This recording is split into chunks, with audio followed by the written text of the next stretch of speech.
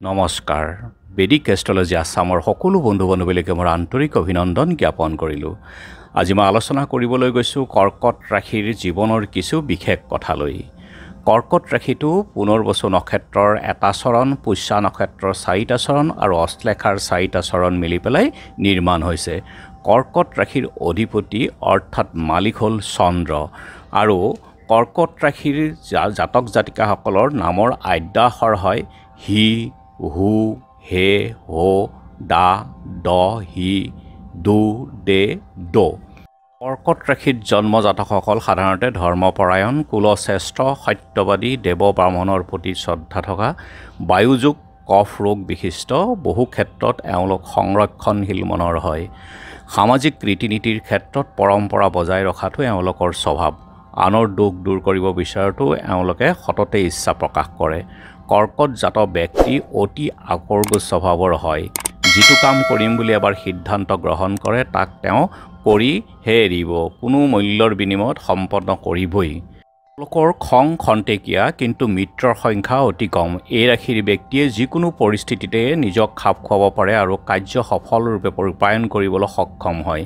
যিদৰে চন্দ্ৰৰ এক কলা ভাল আৰু এক কলা বেয়া, তেনেদৰে এওঁলোকৰ জীৱনটো ভাল বেয়াৰ মাজেৰে অতিবাহিত হয়।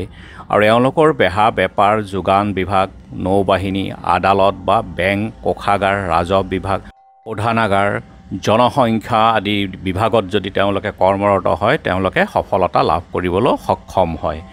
আৰু কৰ্কট ৰাশিৰ প্ৰথম চৰণত যি জন্মজাতক তেওঁলোক অতি ধনী হয়, দ্বিতীয় চৰণত ৰজাৰ দৰে ধনী, তৃতীয় চৰণত সাধুজনৰ ভিতৰত শ্ৰেষ্ঠ, চতুৰ্থত বিদ্যাৱান, পঞ্চমত ধৰ্মাত্মা, ষষ্ঠ চৰণত চুৰ প্ৰবৃত্তিৰ হয়, সপ্তমত নিৰ্ধনী, অষ্টমত মানি আৰু শ্ৰেষ্ঠ দেশৰ ভিতৰতেই পূজনীয় হয়, নৱমত কুলভূষণ অৰ্থাৎ বংশৰ মান ৰখা হয়।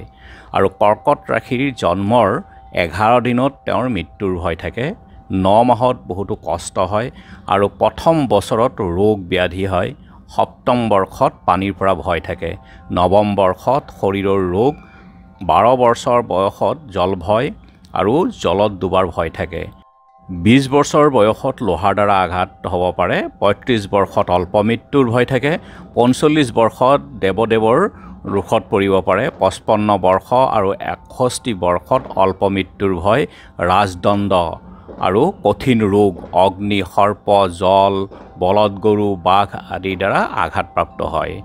আৰু চন্দ্ৰৰ ওপৰত যদি শুভ দৃষ্টি থাকে তেনেহ'লে সেই জাতক 70 বছৰ 5 মাহ 3 দিনলৈ তেওঁ জীৱন লাভ কৰে। আৰু ফাগুন মাহৰ শুক্ল পক্ষত চতুৰ্থী তিথিত গধূলি সময়ত দেহাৱসান হয়। আৰু এই অশুভ সময় আৰু অশুভ বৰ্ষসমূহত যদি আৰম্ভণিতেই ঘৰত পূজা পাঠ বা ভকত সেৱা বা নাম কীৰ্তন কৰি ভকতক ভোজ ভাত খুৱাই বা বস্ত্ৰ আদি দান কৰি এই অশুভ প্ৰভাৱৰ পৰা মুক্ত হ'ব পাৰে। ধন্যবাদ।